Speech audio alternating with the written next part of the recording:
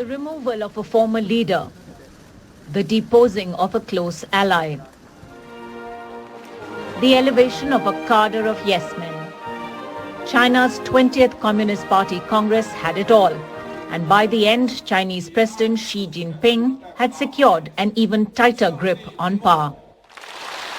The 20th Party Congress was defined not only by this, but also by the dramatic proceedings. Xi announced a shake-up in his 24-person Politburo, which for the first time since 1997 contains no women. This group, which is a centralized decision-making committee within the Chinese state, is headed by Xi Jinping now. It's also stacked with Xi's people. But what can India expect from a politically more powerful Xi?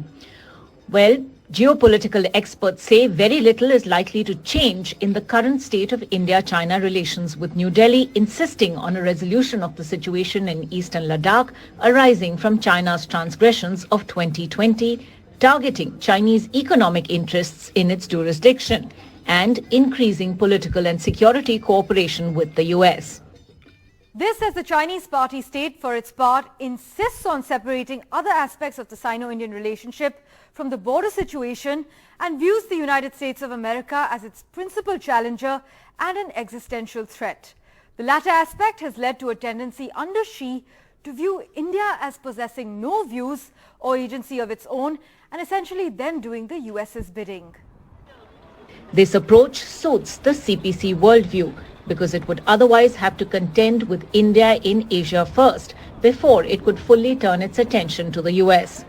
That, however, would complicate the Chinese narrative of being the latter's successor as the global superpower. But analysts argue that a more powerful Xi, focused on the threat from the US but at the same time constrained from acting directly against it, could possibly target those he sees as US proxies. This includes India, Taiwan and Japan, among others. There are both opportunities and challenges for India. Analysts highlight the West may finally understand that they need to diversify their investments and markets, opening real possibilities for India in technology collaborations as well as supply chains. Yet, geopolitical experts assert we should be aware that as the global economic war turns ugly, our performing sectors ranging from electronics to pharmaceuticals to automobiles are still heavily dependent on Chinese imports, and they may use economic coercion to force choices upon us. Parmeshwar Bawa for NDTV.